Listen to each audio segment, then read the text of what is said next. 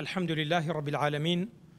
الصلاة والسلام على حبيبنا محمد وعلى آله وصحبه أجمعين.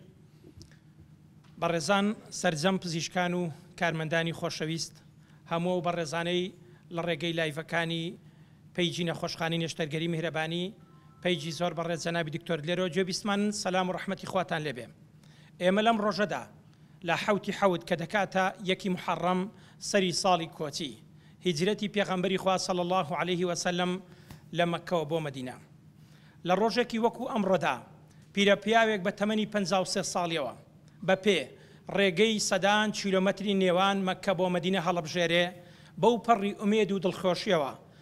بە جۆرێک ماڵ و سامان و وڵات جێدەهێڵێ وەکەوەی کە دڵنیاییەکی تەواوی هەبێ سەرکەوتن و ئومێدێکی گەورەش بەڕێوەیە. بەڕێزان و خۆشەویستانم لەو ڕێو ڕەسمەدا سەرەتای ئەم مەراسیمەمان بە چەند ئاەتێک لە قورئانی پیرۆز دەست پێ دەکەین. با جەنابی مامۆستا هونەر بفەرموویە. بالله من الشيطان الرجيم. بسم الله الرحمن الرحيم. إلا تنصروه فقد نصره الله إذ أخرجه الذين كفروا ثاني اثنين إذ هما في الغار إذ يقول لصاحبه لا تحزن إن الله معنا فأنزل الله سكينته عليه وأيده بجنود لم تروها وجعل كلمة الذين كفروا السفلى وكلمة الله هي العليا والله عزيز حكيم. بسم الله الرحمن الرحيم. قد أفلح المؤمنون الذين هم في صلاتهم خاشعون والذين هم عن اللغو معرضون والذين هم للزكاة فاعلون والذين هم لفروجهم حافظون إلا على أزواجهم أو ما ملكت أيمانهم فإنهم غير ملومين. فمن ابتغى وراء ذلك فأولئك هم العادون والذين هم لأماناتهم وعهدهم راعون والذين هم على صلواتهم يحافظون أولئك هم الوارثون الذين يرثون الفردوس هم فيها خالدون. ولقد خلقنا الإنسان من سلالة من طين ثم جعلناه نطفة في قرار مكين ثم خلقنا النطفة علقة فخلقنا العلقة مضغة فخلقنا المضغة عظاما فكسونا العظام لحما ثم أنشأناه خلقا آخر فتبارك الله أحسن الخالقين. ثم إنكم بعد ذلك لميتون ثم إن إنكم يوم القيامة تبعثون ولقد خلقنا فوقكم 7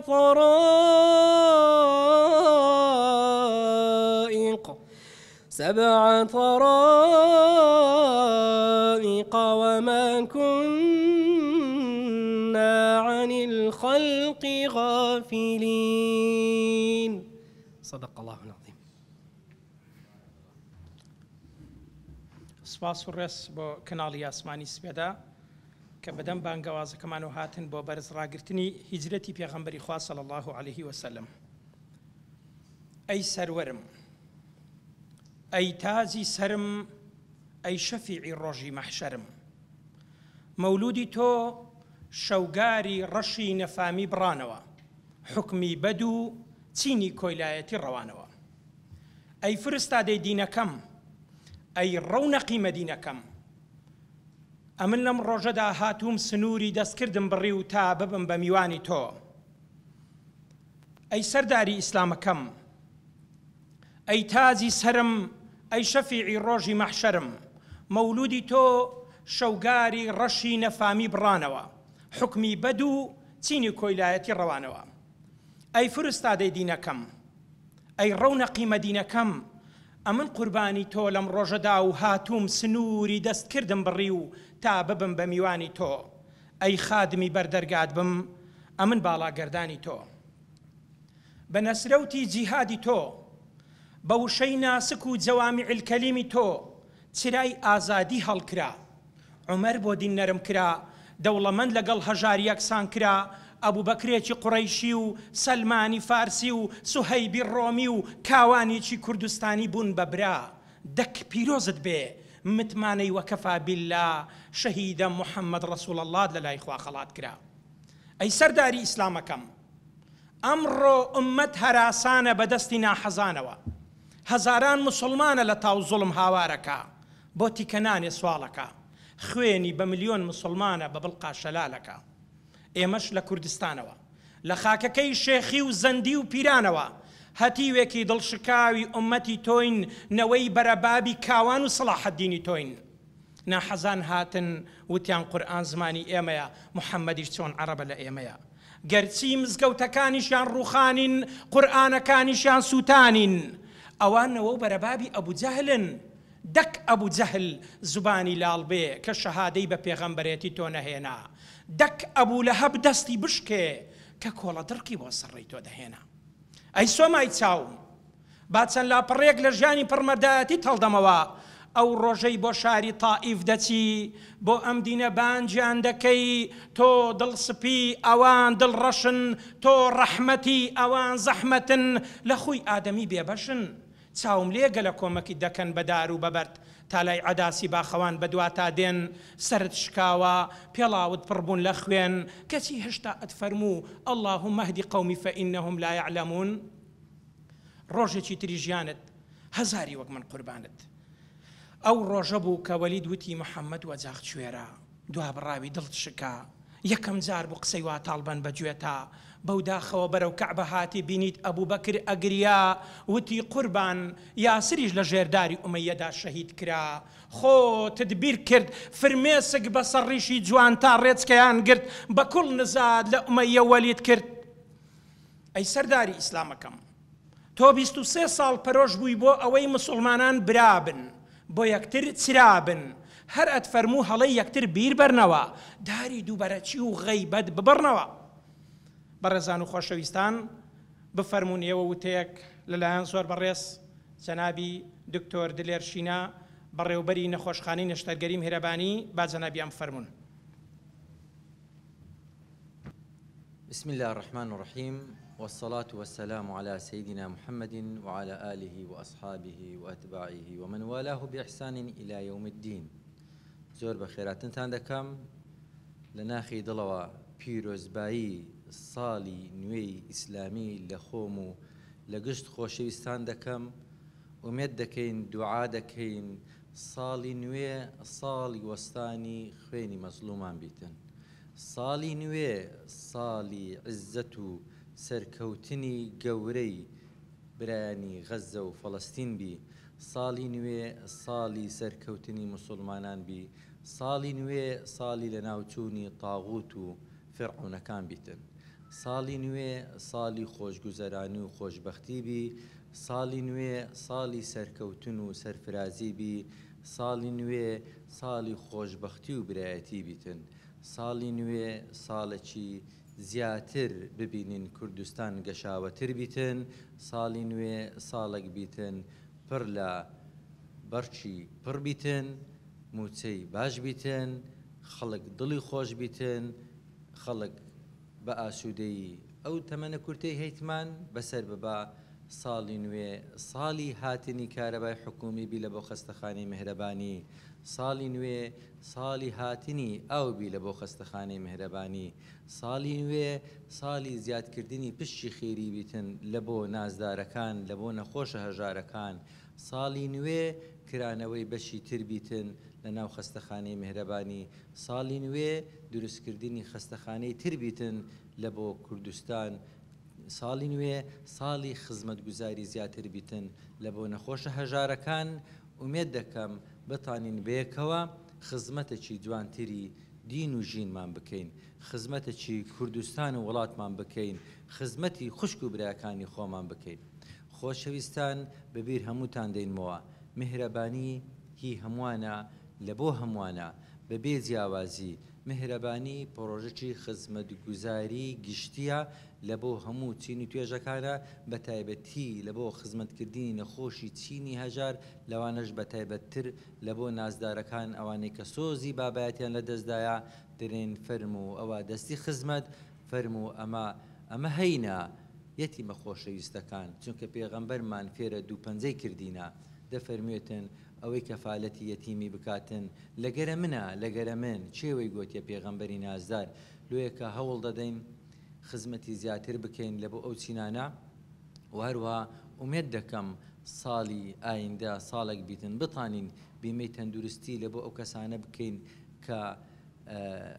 خزمەتگوزارن لە بۆ پاککردنەوە کە بە مستەڵەحی عام پیان دەرێن کە ناز کەوا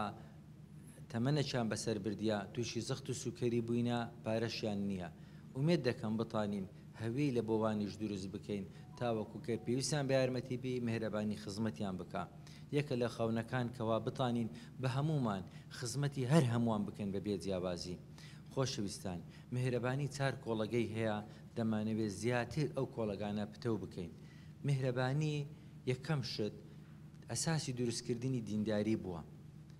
کوردایەتی بووە، مرۆڤ دۆستی بووە، خۆشەویستی بووە. لۆیەکە دەمانەوێت لە ئەسنای ئیشکردنمان جانبی شەرعی زۆر بەقوت بی، نامانەوێشتی ناشەرعی بکەین لەو دنیای کورتەی کە تێداینەوە لە ناو خەستەخانەی میهرەبانی. دەمانەوێت بچینەوەکن خوای گەورە برێن ئەمە جەماعەتی میهرەبانینە، خوایە گیان تەمەنمان باشترینی کاتمان سەرف کرد لە جوانترین خزمەتکردنی ئاوەدانکردنەوەی ژیان. دەمانەوێت علمی بین، شتی ناعلمی لە خەستەخانەی میهرەبانی جێی نابیتەوە. دەمانەوێت پتە ببین لە جانبی علمی خۆمان بە قووەت بکەین، دەمانەوێت خۆمان پەروەردە بکەین، زیاتر بتانین خزمەتی علم بکەین، چونکە علم سەرچاوەی ژیانە،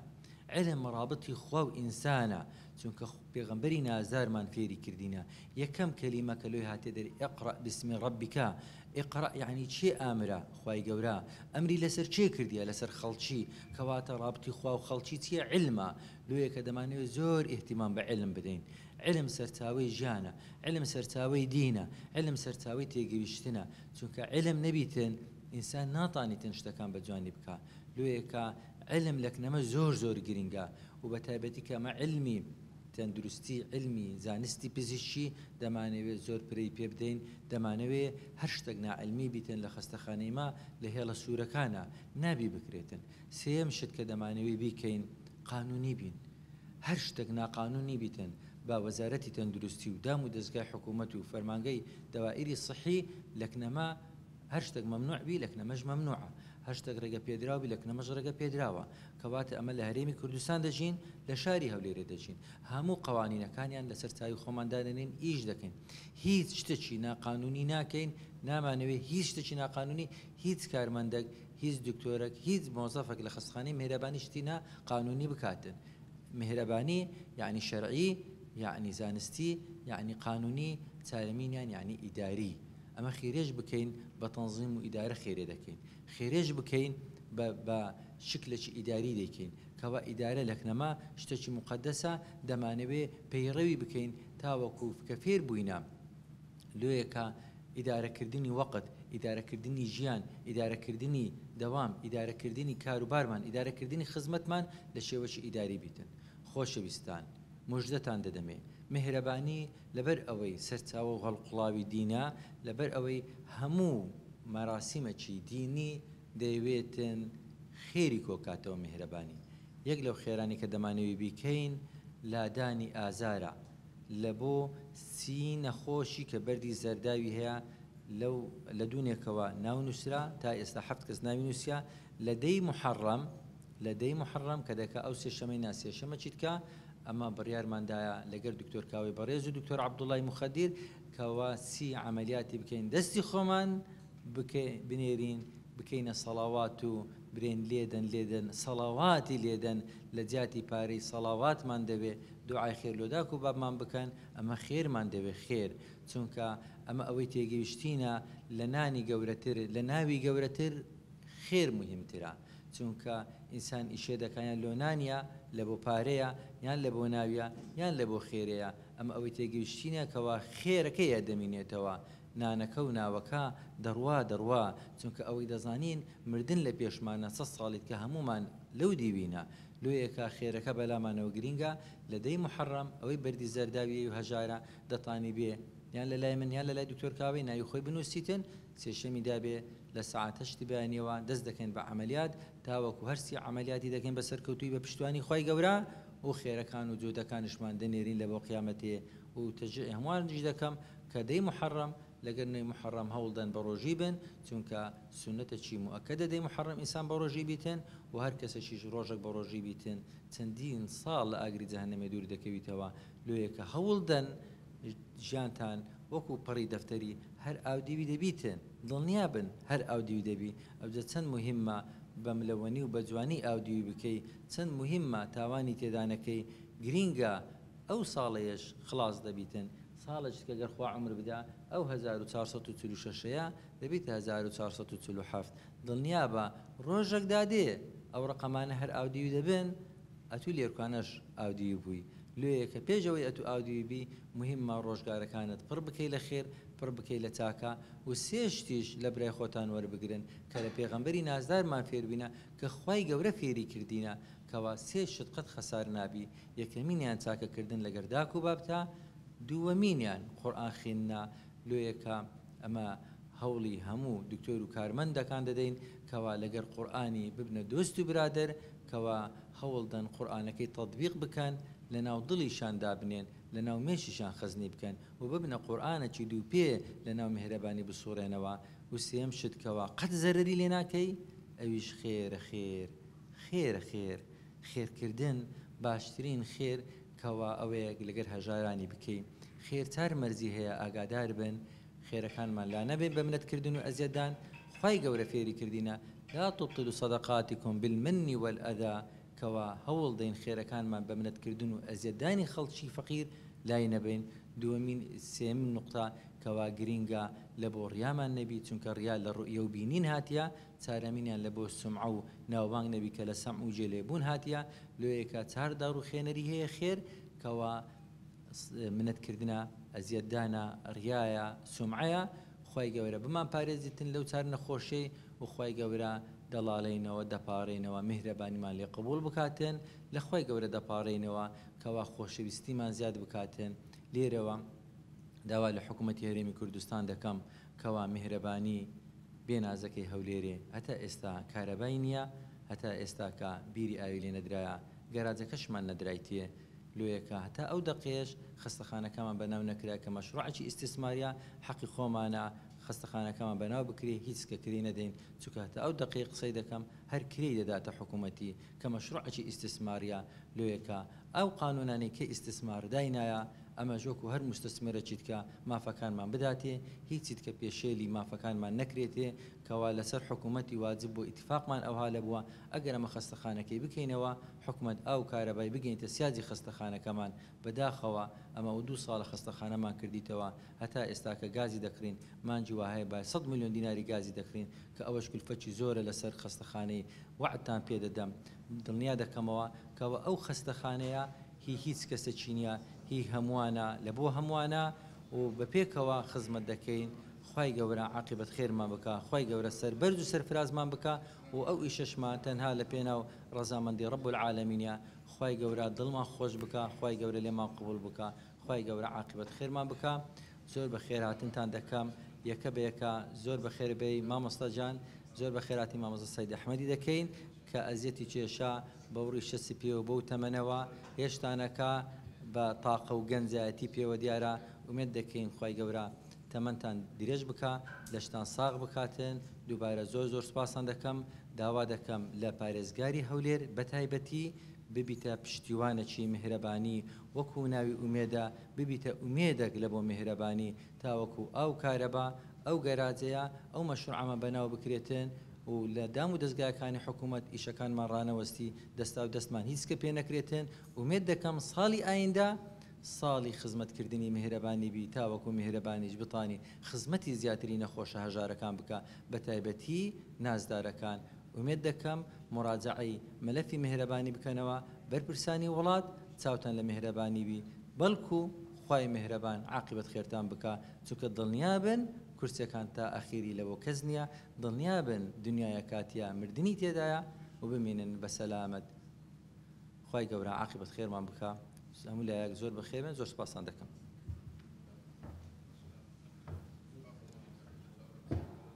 زۆر سپاس بۆ جەنابی زۆر بەڕێز دکتۆر دلێرشینە بەڕێوەبەری نەخۆشخانەی نێشتەرگەری میهرەبانی بەڕێزان و خۆشەویستان بە ناوی سەرجەم پزیشکان و کارمەندانی نەخۆشخانەکەمانەوە بە خێراتنێکی گەرمی زۆر بەڕێز جەنابی مامۆستا و زانای گەورەی گەلەکەمان جەنابی دکتۆر سەید ئەحمەد دەکەین بۆ ئەم ڕێو ڕەسم و مەراسیمە یاخوا بەخێر بێن سەرسەر و سەرچاوانمان ئەی سەرداری ئیسلامەکەم تۆ بۆ قیژە و هاواری سومەیە لە کاتی شەهید بوونە دەستت کرد بە گریان بۆ ئەحەد و ئەحەدی بیلال کە لە چلەی هاوین پشتیاندا بوو بە بەردی ئاگرین دەستت کرد بە گریان بۆ ناڵەی خەبابیش لە ژێر ئەشکەنجەدا دەستت کرد بە گریان ئەی سۆمای چاوم ئەی هێزی دەروونم لە لاپەڕی ژیانامەکە تا کاتێک دەگەمە سەرباسی ئەشکەوتی فەور منیش دەست دەکەم بە گریان کە دەبینم چەند شەو ڕۆژە لە ئەشکەوتی تاریکای وەکو زیندان خواردنت نانە ڕقەی چارۆگەکەی دەستی ئەسمایە ئاگام لێیە ئەڵێ ئەبوو بەکر مەترسا ڕاستە دوو کەس لە ئەشکەوتەکان دڵنیا بەسێ هەمیان خوایە ئەی سۆمای چاوم ئەی هێزی دەروونم خۆ کاتێک دەگەمە سەرباسی چێوی ئوحد جارێکی تر دەست دەکەمەوە بە گریان کە دەبینم ددانی پیرۆزت شکێنراوە حەمزەی مامت زەرگ و دڵی دەرهێنراوە موسعەبی برام شەهیدە و کفنیش بۆی نەماوە ئەی سۆمای چاوم ئەی هێزی دەروونم خۆ کاتێک دەگەمە سەرباسی خەندەق جارێکی تر دەست دەکەمەوە بە گریان کە دەبینم سێ شەو ڕۆژە نانت نەخواردووە و لە برسانە بەردت لەبەر پشتێنەکەت ناوە ئەی سۆمای چاوم ئەی هێزی دەروونم تۆ کاتێک هەواڵی شەهیدبوونی زەید دەبیستی لە جەنگی موئتا زۆر بە خێرایی دەچیت بۆ ماڵیان هەر لەبەر دەرگاوە منداڵەکانی لە باوش دەگری و تێر ماچیان دەکەیت و بەکوڵ بۆیان دەکەویتە گریان ئەی سۆمای چاوم ئەی هێزی دەروونم خۆ کاتێک دەگەمە سەرباسی کۆچی دوایی تۆ حەزەکەم تا هەتایە دەستکەم بە گریان کە دەبینم لە تاو کۆچی دوایی تۆ عەلی بوراوەتەوە عوسمان وەک منداڵ بەڕاست و چەپدا دێت و دەڕوا عومەر وەکو دێوانە هاوارەکە کەس نەڵێ محەممەد مردووە بیلال چیتر ناتوانێ بانگ بدا فاتیمەی کچت بێ باوکە و بێناسکەوتووە ئەی سۆمای چاوم ئەی هێزی دەروونم ئەی دوا ڕشتەی پێغەمبەرایەتی ئەی هەوێنی مەردایەتی سوورەتی تەها شاهێدا کە تۆ بانکراوی ئاەتی بەڕێزان و خۆشەویستان گوێبیستی سرودێکە بین بەدەنگە خۆشەکەی کاکە هونەرجیان با جەنابیان فەرمون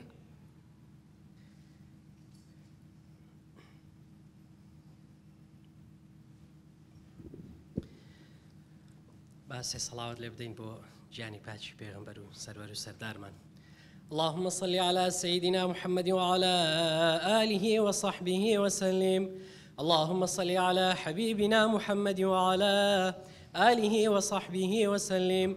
اللهم صل على شفيعنا محمد وعلى آله وصحبه وسلم. طلع البدر علينا من ثنيات الوداع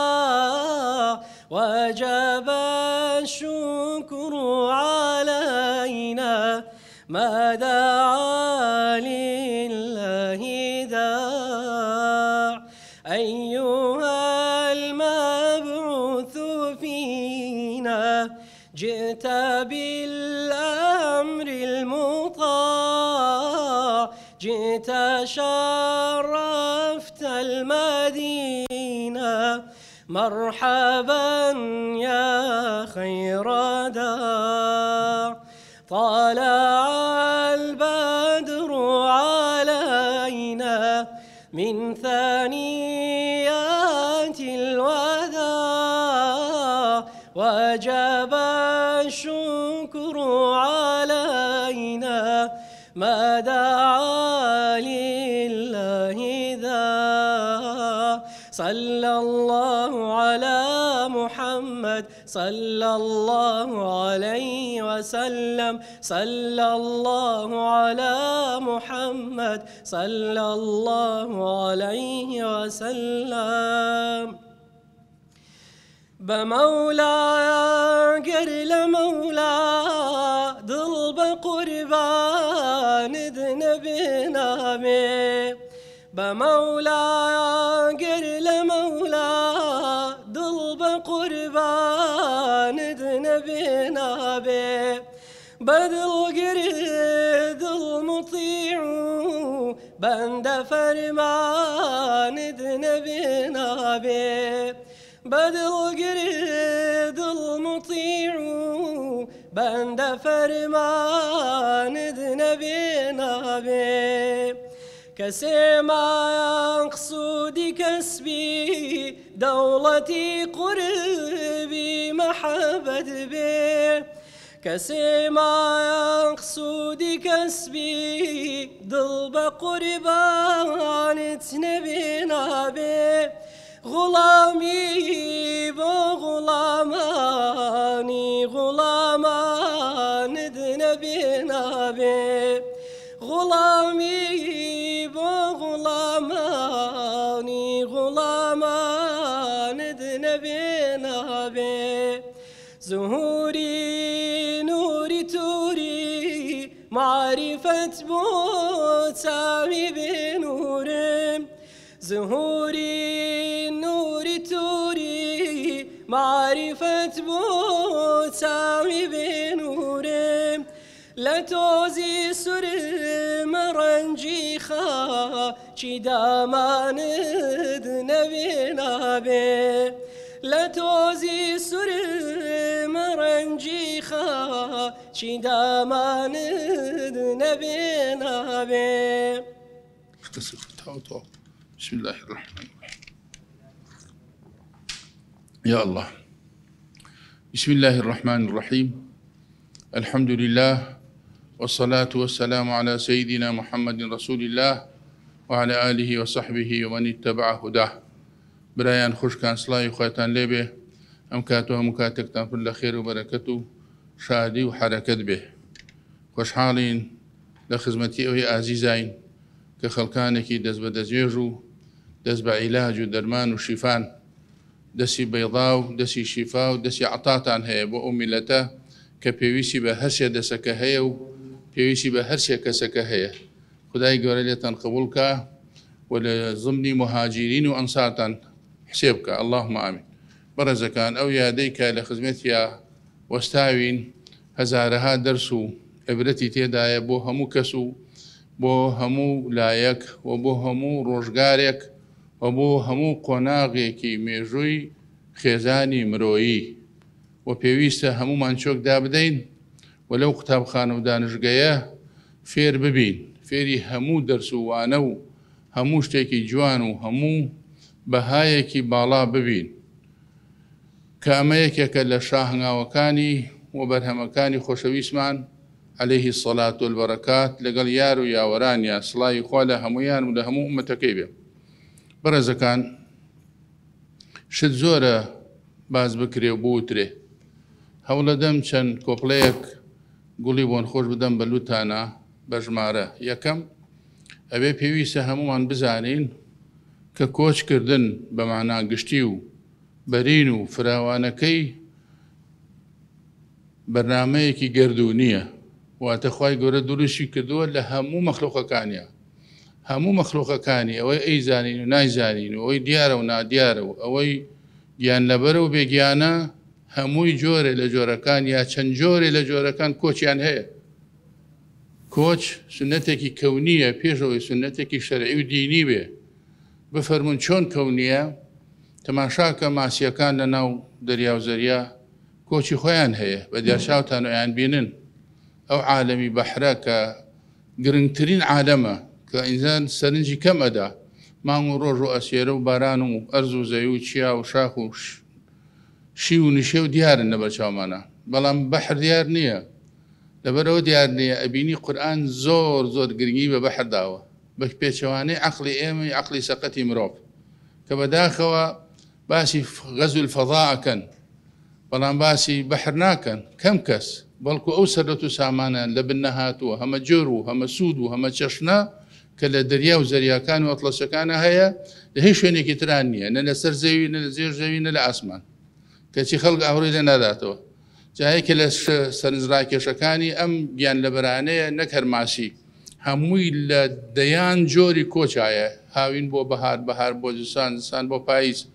و بۆ غرەزی مختلف، بۆ گەراداناندن، بۆ سیاحەت، نازان بۆ کۆمەڵی ئەغراض کە خوای گەورە خۆی ئەزانێ. ئەوان ئەو جاوەرە بۆ ئاسمان، تەماشای باڵندەکان کە تەماشا ئەسێرەکان، ئەسارەکان، وەرە بۆ زەوی، بۆ ژێر زەوی. ئەم گەردونە هەمووی لە هیجەتایە، هەمووی لە هیجەتایە. زبانەکان، فەرهەنگەکان، تەقافەتەکان، خەڵکەکان، هەچی مەخلوقی خوایە ئێمە بزانین و نەزانین، دیار بێ و مانیان نادیار بێ، لە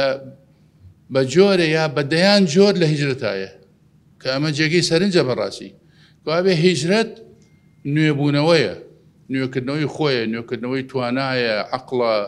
هەستە، نەستە. کەوابێ ئەمە بە گوێرەی ئەم قاعیدە کە سنەتی کەونی خوایە، معقول نییە تۆ بەشێکی لەو گەردونە کۆچ نەکەی، ئەبێت تۆش کۆچکەی. تۆ بەشە زۆرە گرنگە و کاریگەرەکەیە. ئەوانەی کە باسمان کە ئەماژەمان بە ماسی و گیان لەبەرەکانی دەریا و زەریا کرد و چی ئەوە هەمووی کۆمەڵە مەخلوقێکن وەکو تۆ مەخلوقی خوان، بەڵام فەرقی تۆ گەورەی ئەوان و کاکەی ئەوان و چاوساقی ئەوانی، ئەوان هەمووی ڕەعێت و خزمەتکاری تۆن. معقولە خزمەتکارەکان هەمووی لە جنبش و هەمووی لە جموجوڵ و لە کۆچکردن و لە ململانێ و لە دیفاع لە خۆکردنا بێ، بەڵام ئاغاکەیان، گەورەکەیان، خاوەن کلیل و قاسە و کاسە و ماڵەکە کۆچ نەکە نابێ. ئەبێ کۆچکەن، هەمیشە کۆچ بەردەوامە. خۆشەویستمان فەرمووی دوای ئەم کۆچە مەزنەکە باسی لێوە ئەکەین، فەرمووی لا هجرەتە بعد الفتح ولكن چییە دوای لاکین؟ جیهاد ونیە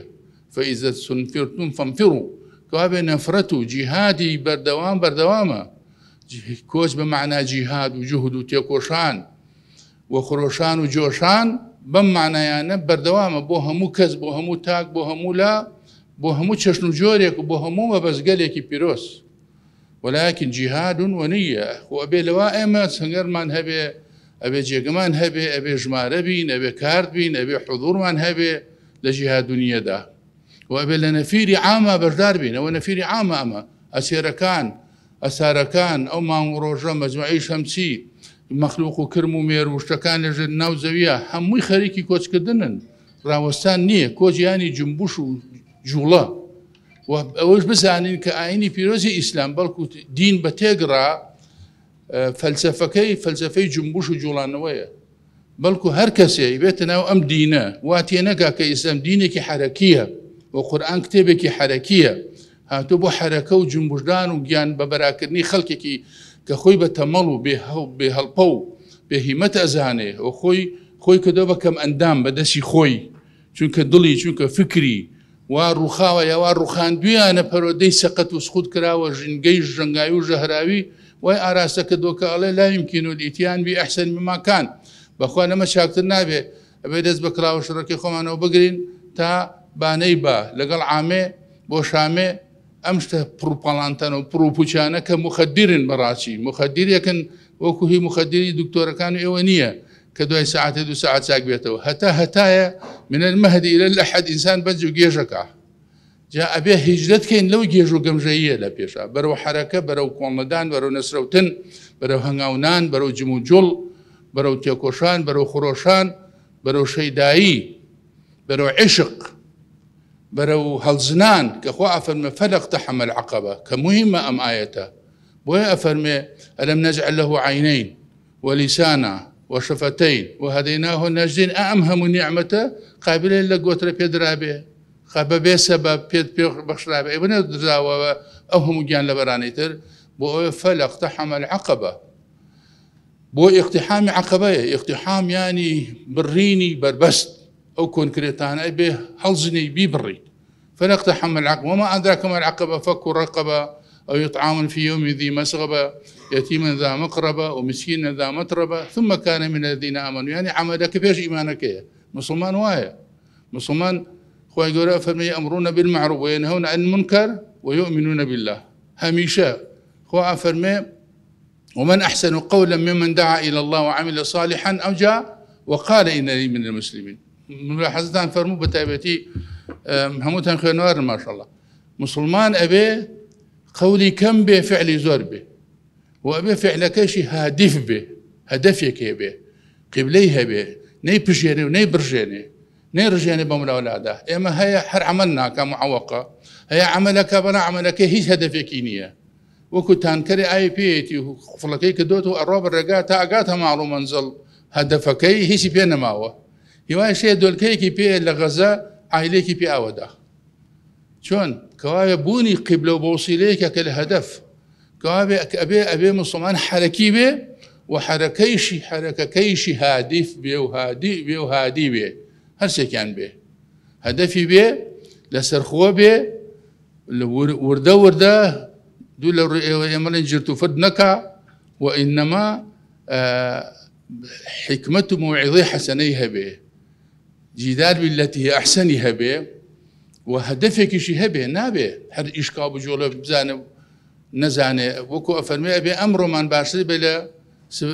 رابردو من لدوين من ودهاتيش من باشر بلا أمر من أو مسلمان أعبم شيء وأجي كوابه هجرة بشكل حركة حركيكي قردوني سنتكي قردوني مخلوق نية لم هجرتها بجدار نبه أوانيك علم جيولوجيا أزان وأنا علم بيولوجيا كيمياء كاك دكتور متخصصة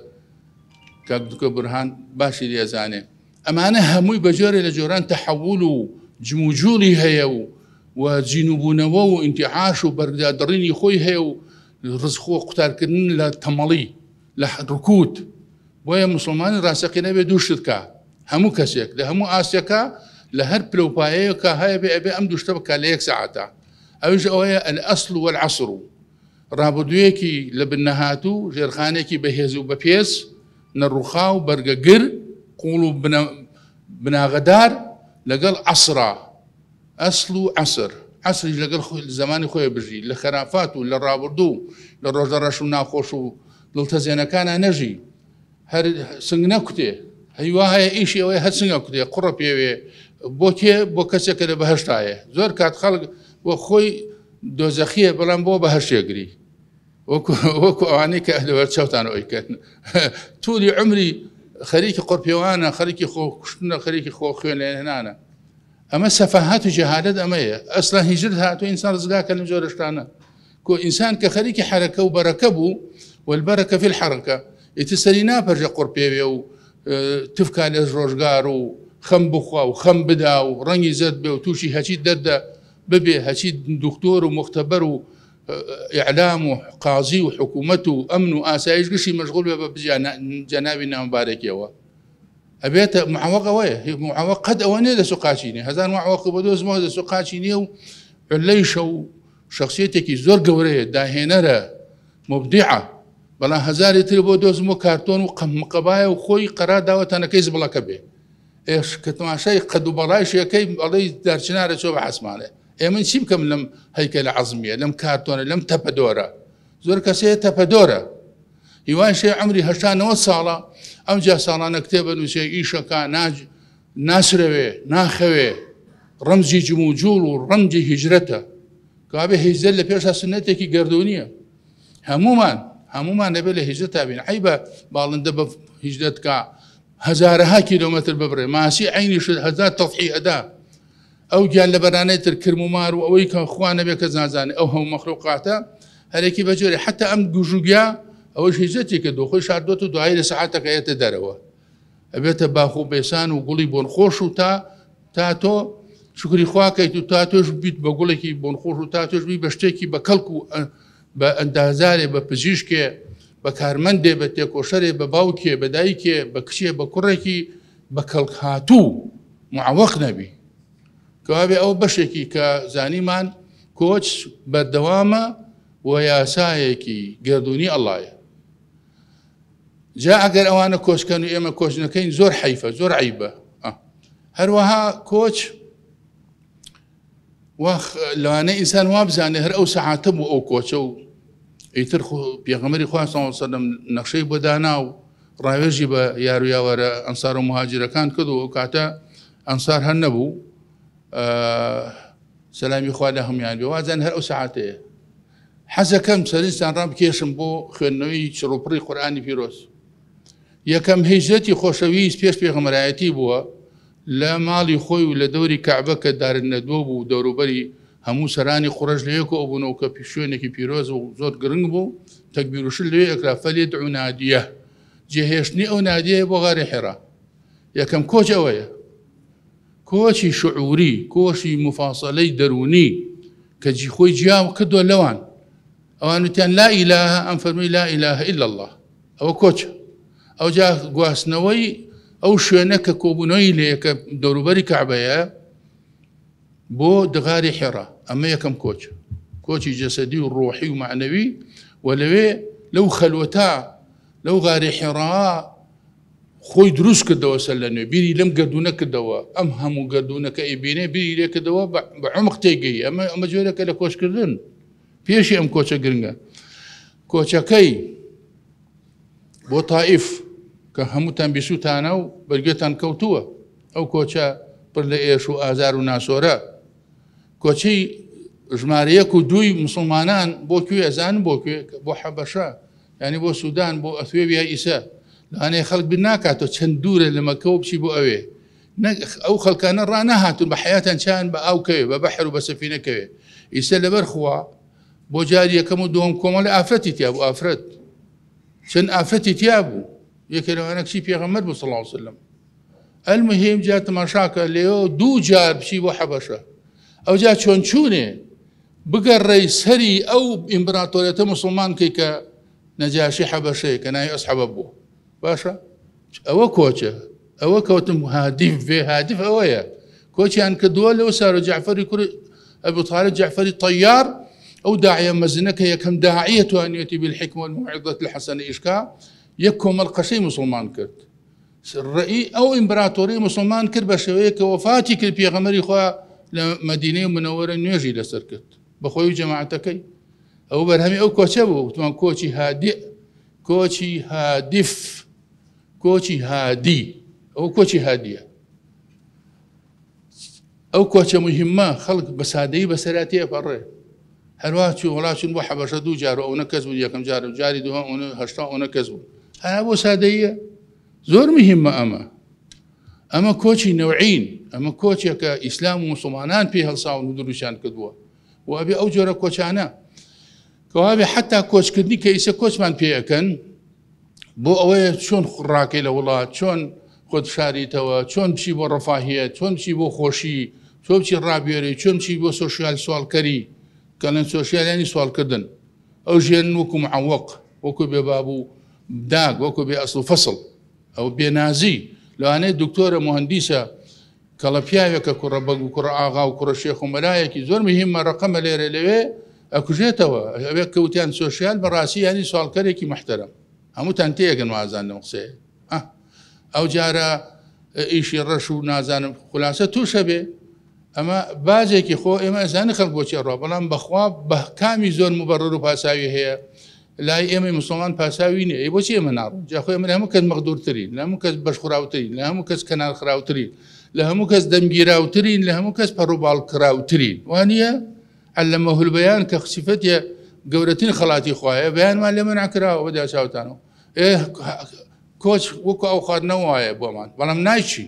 وڵاتی خۆمانە چۆن وڵاتی خۆمان چۆن زێدی لەدایک بوونم چۆن شوێنی گوڕگاڵم چۆن شوێنی مناڵیم چۆن ئەم هەموو یادگارێ جێڵم چۆن ئەم هەموو مێژی خۆم بدەچ خۆم ڕەشەکەمەوە چۆن خۆم سوکڕسوای دەرگای سوکڕسوانەکان و سەرخۆش و بێهۆشەکانەکەم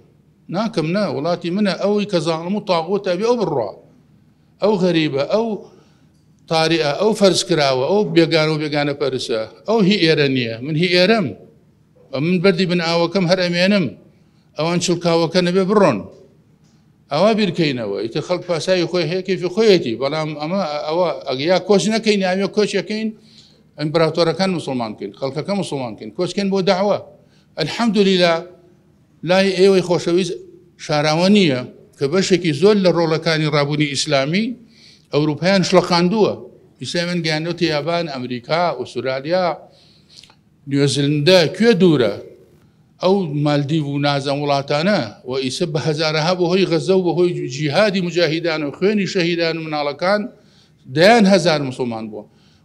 وتیان لەم ماوەی یەک دوو مانگی غەزە 10 ملیۆن قورئان تەرجەمە کراو لە ئەوروپا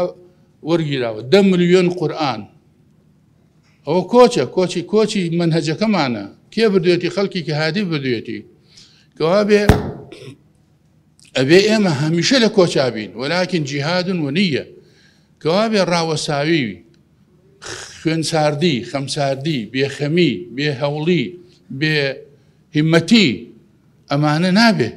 ئەبێ هەمیشە ئێمە لە جموجوڵەیەکی بەرهەمدارا بین بە تایبەتی میلەتێکی چێوساوم میلەتێکی مەزڵوم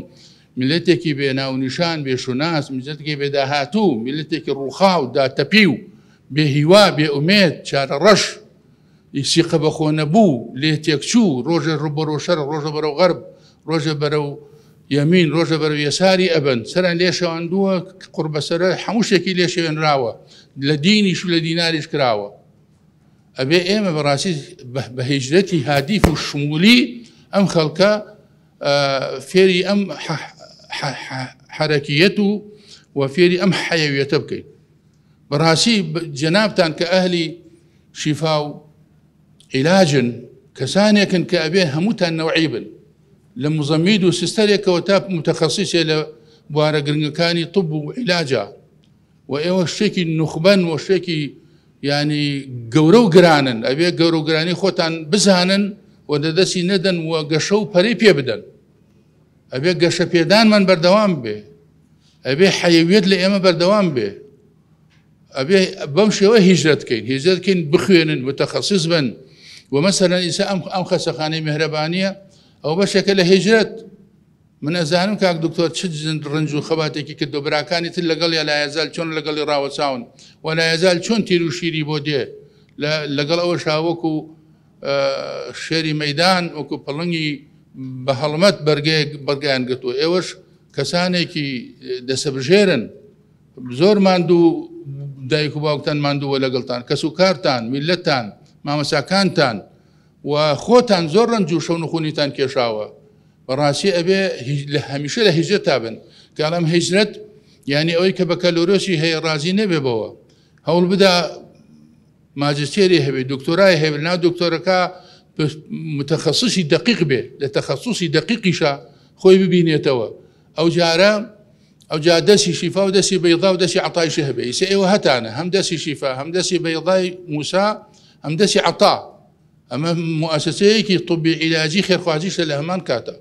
ئێمە ئەم میلەتی ئەمە پێویستی بەمە هەیە لە ناو کۆمەڵێ گەندەڵ و دەغەڵ و چەقەڵە ئەبێ خەڵکانێکی ئەوە لە ناو ئەو دنیا ڕەشا ئەبێ کۆمەڵێ دەستی سپیش ئیشکە ناو دنیای ڕەشا